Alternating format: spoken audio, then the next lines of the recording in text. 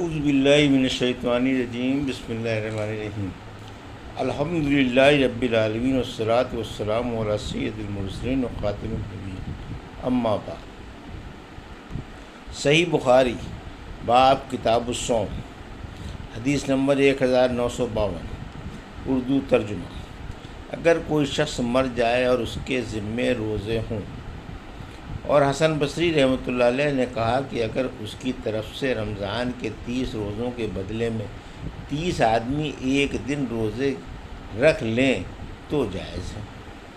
ہم سے محمد بن خالد نے بیان کیا، کہا ہم سے محمد بن موسیٰ بن عین نے بیان کیا، انہوں نے کہا کہ ہم سے ان کے والد نے بیان کیا، ان سے عمرو بن حارث نے، ان سے عبید اللہ بن ابی جعفر نے، ان سے محمد بن جعفر نے کہا، ان سے عروہ نے بیان کیا، اور ان سے عائشہ رضی اللہ عنہا نے کہ رسول اللہ صلی اللہ علیہ وسلم نے فرمایا، اگر کوئی شخص مر جائے اور اس کے ذمے روزے واجب ہوں تو اس کا ولی اس کی طرف سے روزے رکھ دے۔ موسیٰ کے ساتھ اس حدیث کو ابن وہب نے بھی عمرو سے روایت کیا، اور یحییٰ بن ایوب نے بھی ابن ابی جعفر سے۔ حدیث نمبر 1953، اردو ترجمہ۔ ہم سے محمد بن عبد الرحیم نے بیان کیا، کہا ہم سے معاویہ بن عمرو نے بیان کیا، کہا ہم سے زائدہ نے بیان کیا، ان سے اعمش نے، ان سے مسلم بطین نے، ان سے سعید بن جبیر نے، اور ان سے ابن عباس رضی اللہ عنہ نے کہ ایک شخص رسول اللہ صلی اللہ علیہ وسلم کی خدمت میں حاضر ہوا اور عرض کی، یا رسول اللہ، میری ماں کا انتقال ہو گیا اور ان کے ذمے 1 مہینے کے روزے باقی رہ گئے، کیا میں ان کی طرف سے قضا رکھ لوں؟ آپ صلی اللہ علیہ وسلم نے فرمایا کہ ہاں ضرور، اللہ تعالیٰ کا قرض اس بات کا زیادہ مستحق ہے کہ اسے ادا کر دیا جائے۔ سلیمان اعمش نے بیان کیا کہ حکم اور سلمہ نے کہا، جب مسلم بطین نے یہ حدیث بیان کی تو ہم سب بیٹھے ہوئے تھے۔ ان دونوں حضرات نے فرمایا کہ ہم نے مجاہد سے بھی سنا تھا کہ وہ حدیث ابن عباس رضی اللہ عنہ سے بیان کرتے تھے۔ ابو خالد نے روایت ہے کہ اعمش نے بیان کیا، ان سے حکم، مسلم بطین اور سلمہ بن کبیل نے، ان سے سعید بن جبیر، عطا اور مجاہد نے ابن عباس رضی اللہ عنہ سے ایک خاتون نے نبی کریم صلی اللہ علیہ وسلم سے عرض کی کہ میری بہن کا انتقال ہو گیا ہے، پھر یہی قصہ بیان کیا۔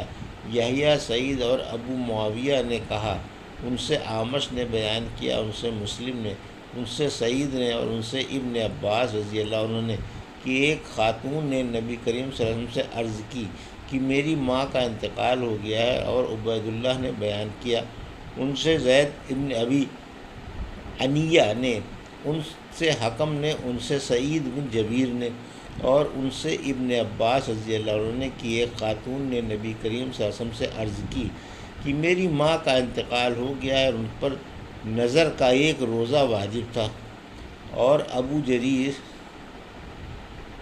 حریز عبداللہ بن حسین نے بیان کیا، کہا ہم سے اکرمہ نے بیان کیا، اور ان سے ابن عباس رضی اللہ عنہ نے کہ ایک خاتون نے نبی کریم صلی اللہ علیہ وسلم کی خدمت میں عرض کی کہ میری ماں کا انتقال ہو گیا ہے، اور ان پر 15 دن کے روزے واجب تھے۔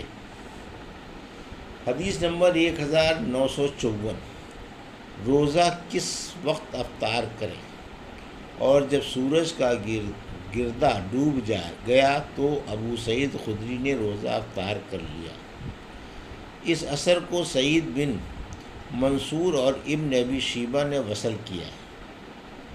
ہم سے حمیدی نے بیان کیا، کہا ہم سے سفیان بن عینیہ نے بیان کیا، ان سے حشام بن عروہ نے بیان کیا، کہا کہ میں نے اپنے باپ سے سنا، انہوں نے فرمایا کہ میں نے عاصم بن عمر بن خطاب رضی اللہ عنہ سے سنا، ان سے ان کے باپ حضرت عمر رضی اللہ عنہ نے بیان کیا کہ رسول اللہ صلی اللہ علیہ وسلم نے فرمایا، جب رات اس طرف یعنی مشرق سے آئے اور دن ادھر مغرب میں چلا جائے تو سورج ڈوب جائے تو روزے کے افطار کا وقت آ گیا۔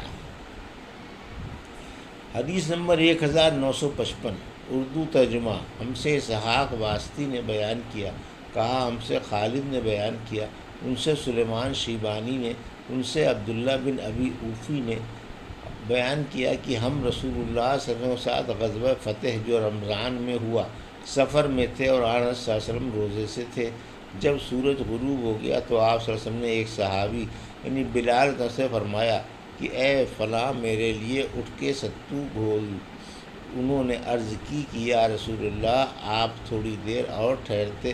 آپ صلی اللہ علیہ وسلم نے فرمایا اتر کر ہمارے لیے ستو گھول۔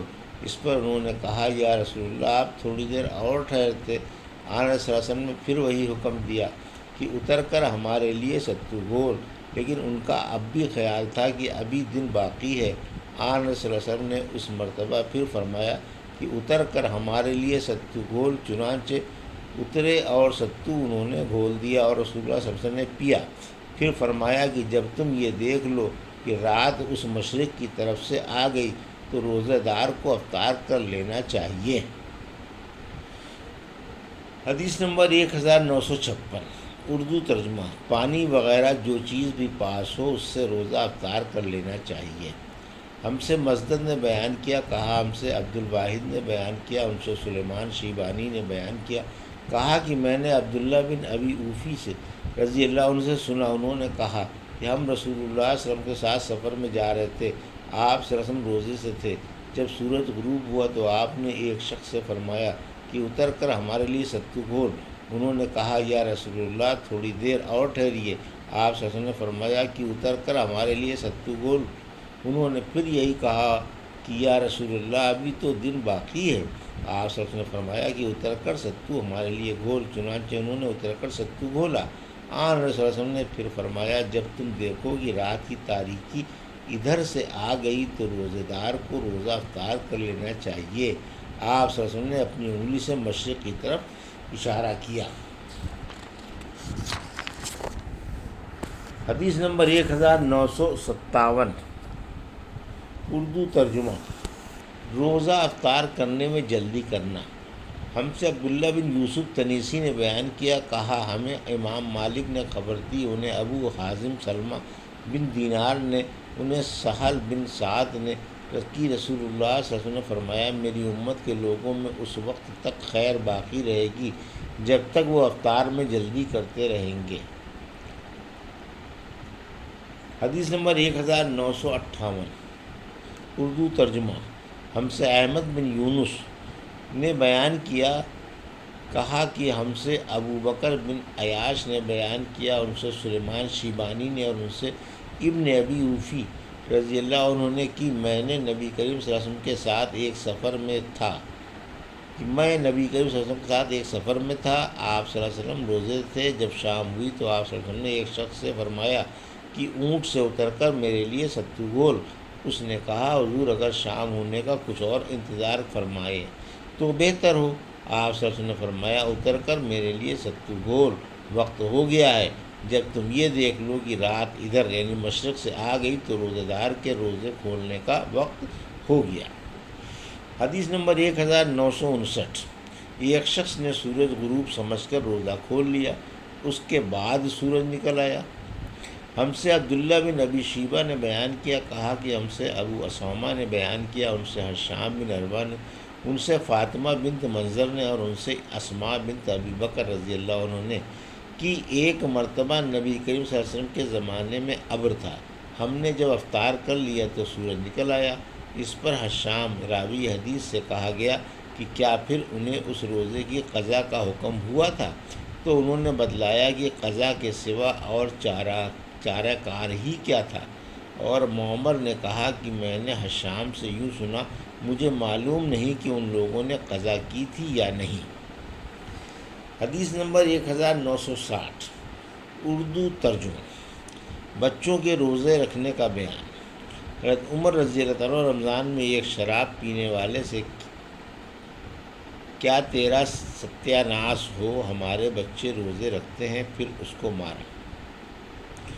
ہم سے مسدد نے بیان کیا، ان سے بشر بن مفضل نے بیان کیا، ان سے خالد بن ذکوان نے بیان کیا، ان سے ربیع بنت معوذ نے کہا کہ عاشورہ کی صبح کو آقا صلی اللہ علیہ وسلم نے انصار کے محلوں میں کہلا بھیجا کہ کہ صبح جس نے کھا پی لیا ہو وہ دن کا باقی حصہ روزے دار کی طرح پورا کرے، اور جس نے کچھ کھایا پیا نہ ہو وہ روزے سے رہے۔ ربیع نے کہا کہ پھر بعد میں بھی رمضان کے روزے کی فرضیت کے بعد ہم اس دن روزہ رکھتے اور اپنے بچوں سے بھی رکھواتے تھے۔ انہیں ہم اون کا ایک کھلونا دے کر بہلائے رکھتے، جب کوئی کھانے کے لیے روتا تو وہی دے دیتے، یہاں تک کہ افطار کا وقت آ جاتا۔ یہ تھی صحیح بخاری باب کتاب الصوم کی حدیث نمبر 1952 سے 1960 کا اردو ترجمہ جو ابھی آپ نے سماعت فرمایا۔ اللہ سے دعا ہے کہ اللہ ہمیں ان حدیثوں کی صحیح سمجھ عطا فرما اور ان پر عمل کرنے کی توفیق عطا فرما، آمین یا رب العالمین۔